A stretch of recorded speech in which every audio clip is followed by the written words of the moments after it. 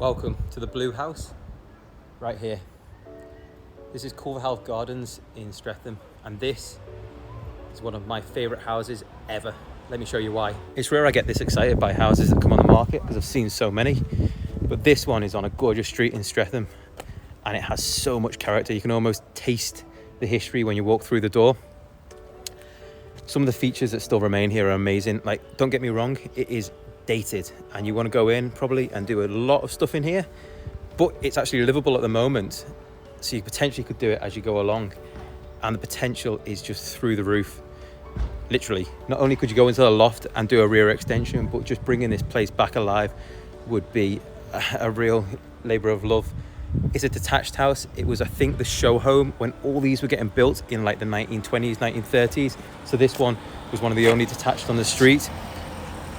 Let me take you inside and show you what I'm talking about.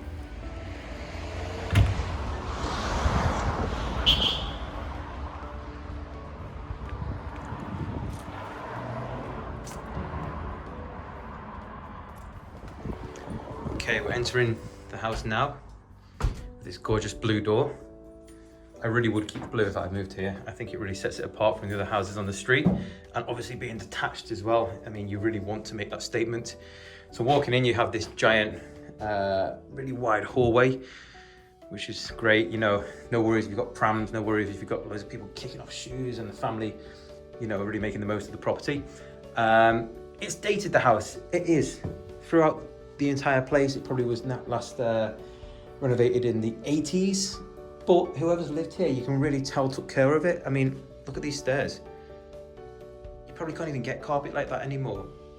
But it's really good condition because whoever's been living here has probably cleaned and hoovered and taken real good care of everything that was in this house. So whilst you would want to update it, it's actually, believe it or not, livable at the moment. Walking through. So here we go in the front reception room. Again, look past the decor, look past the, you know, the god-awful fireplace, and just imagine the potential of what this place could offer. You dig a little deep and you look below the surface and you see all sorts of wonders as well. Look at this parquet floor, and it's actually in pretty good condition. You've had carpet, the rug covering a lot of it for years as well. This is gorgeous parquet floor, and this would cost you tens of thousands probably to put in throughout the whole of the ground floor here if you wanted to do it these days. Even the spots which were a little bit worn and you know, could do a little bit of an uplift, that's fine. You just get somebody in here to refinish them. It will be a few days job and it will not cost lots at all. On the windows you can see they all look like the originals. Got the gorgeous stained glass right the way around this bay.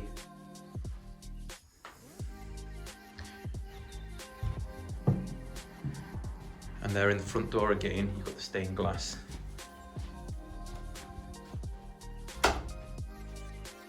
How gorgeous is that? And the front door also. Off the hallway, you've got some good storage just under the stairs. It's fairly typical. And then the second reception room at the back here. Again, you've got the parquet floor running through. Ignore the fireplace. And you've got it leading straight out into your pretty spectacular garden. Got a nice finishing again on the glassware at the back.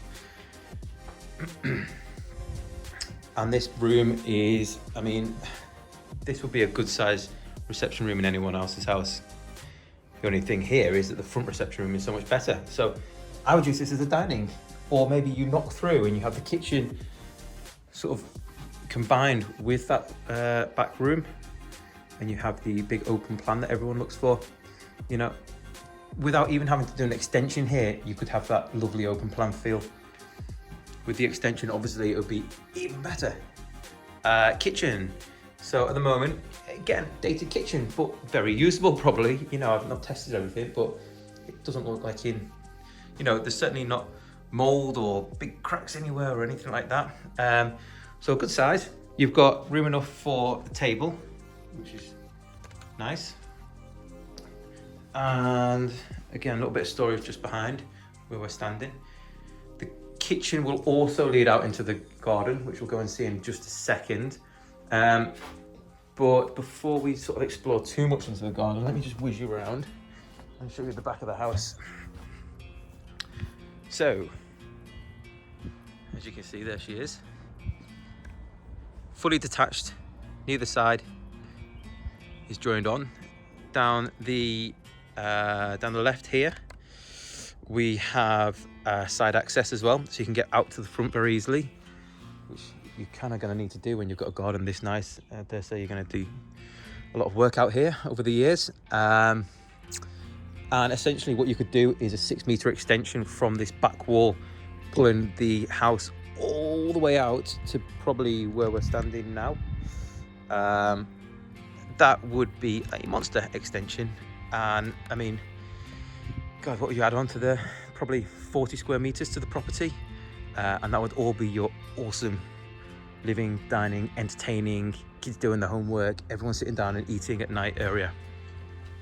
Coming up the stairs, you've got 3 bedrooms, 2 really good sized doubles, and 1 smaller room. So you can see here, in what I would consider the main bedroom, you've got the bay window, which is letting in loads of light and gives a nice outlook onto the whole street. You see the neighbours down each way. And it's really huge, this room. You've got obviously 2 big old chest of drawers here, the bed, bedside tables. You've got the chest of drawer there, sort of makeup area at the front as well. And the second bedroom at the back of the property is a similar size, maybe a tad smaller, and obviously doesn't have the bay as well, but still a huge double.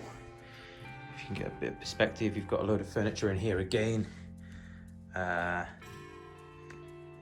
bed. And out of these windows, you should have the most amazing view of the garden. There you go. How's that for privacy?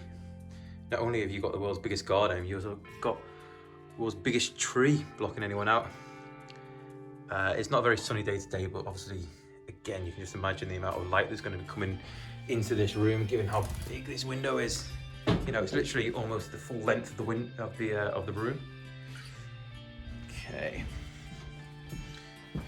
Third bedroom, which obviously is smaller of the 3, but come on, it's not small.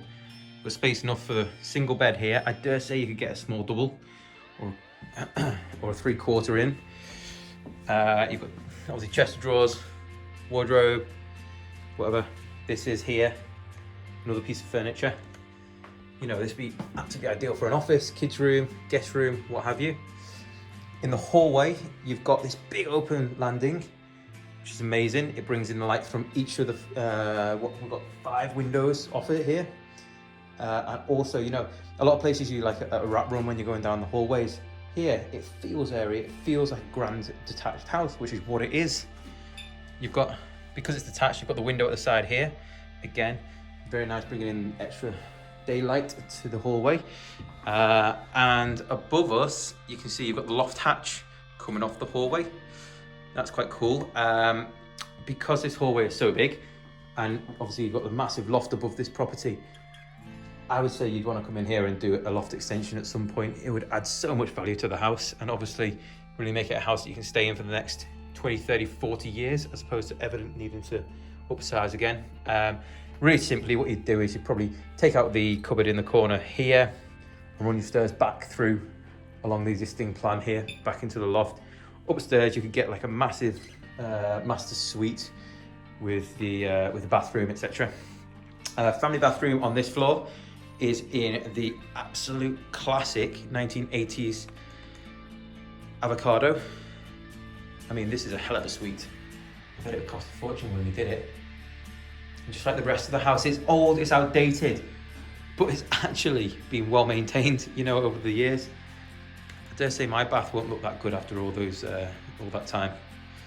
And then you've got a separate WC. Obviously, typically in this day and age, you'd probably knock these two together and have just one massive bathroom. But But you know, each to their own. Do what you're pleased with it. That wall in the middle should be quite easy to get rid of. You'd have both windows working together as well, which would be gorgeous. I'd get rid of the frosting, have just plain windows. Again, your privacy is pretty awesome looking out the back there, and it'd be lovely to have a nice view of your garden from the bathroom. Certainly make brushing your teeth a bit better. How about that? If that's not a garden, I don't know what is. You've actually got a fairly new looking fence on the left hand side here as well as a bonus. But when people speak about gardens, I think this is what they mean. In London, you just don't get anything as mature and as, you know, as green as this essentially. It's lawned all the way down to the end, and it's, you know, pretty well maintained as well. Obviously at the back you've got this giant tree, which is really good for blocking out the neighbours from looking directly in towards you as well. You can see over the years maybe it's had a little bit more love. Down here and down here you would have the flower beds, which are a little bit overgrown at the moment, but no doubt very easy to bring back to life. And amazingly, the garden just keeps going. You think it probably stops around by the tree, but it doesn't. So let's go explore. Watch out for the nettles. So, as you can see, there's our giant tree. And we are right towards the back of the garden now. So far down, you can't even see the house anymore. And this is where you'll find this dinky little, I want to call it a garage, shed, who knows. In honesty, this is ready to be pulled down. It's probably one winter away from falling down by itself, and some people are going to lose their homes, I guess, when that happens. Let's try and dodge the cobwebs. So essentially just an extra space that you can incorporate into your garden, or just stick a new shed down here. There does appear to be, through this door, these are garage doors here, a way you can get back out onto the main road. I have no idea about access, if that's sort of just a historical pass through there and it no longer is really possible to use that as part of this house, because it looks like, well, I don't know, there's an awning down there. Whether people are just taking advantage of the fact that no one ever uses this space or not, and just encroaching. But it certainly looks like at one point this was a driveway that led down to the garage for this house. So potentially something to explore in that one. The garage likely will have asbestos, so it's just good to note. Although, you know, it's so far away from the house and probably not an urgent job in order to get rid of it. But again, there we are, there's the house. There's your neighbours. Everybody takes care of the houses, it looks like. Just look how proud it is. Handsome, detached, with a lot of history. I hope whoever picks this house up keeps a lot of the character that's in there, because God, I'd hate to see those parquet floors get ripped up. But if you do, let me know. I'll come and pick them up and put them in my house. So you can see there, your side entrance just towards the to the left there, and just look at your neighbours. Everybody looks like they take care of their properties. You've got a what looks like a summer house studio next door to you, so if you work from home, like I guess a lot of people will be doing soon or now, that can be a really good option for you. Or if you've got like hobbies and, you know, arts and crafts interest, what could be more ideal? Again, just all the houses and gardens next to you. What a gorgeous house. It's funny, whenever I'm showing amazing houses, the sun really comes out. It's like we've got a pact. Just a little bonus, I just thought I'd share these with you. The owners have lived there for donkey's years. I think it's their family bought it from brand new, to be honest with you, and it sort of stayed just, you know, the one single family stayed there all these years, from back in, what, the 1930s when it was built, I believe. So, you know, many happy times, and they've got pictures of the house as it stood through the ages, which is really quite cool. I guess that's, looks like, what, the 70s or something. Yeah, it's probably like the 50s. They also have this document, which is, believe it or not, the original sales particulars for Culverhouse Gardens, way before the time of the internet and videos and all this malarkey. When it was easy, you just knocked up one booklet and just handed that out. But here you can see our Bilham and Sons of Morden, Surrey, who look like the house builders. 3, 4 and 5 bedroom houses. This one I think was the only fully detached. I believe it may have been the show home. But yeah, I mean, it's just just a cool thing to see, I guess. A lot of nostalgia.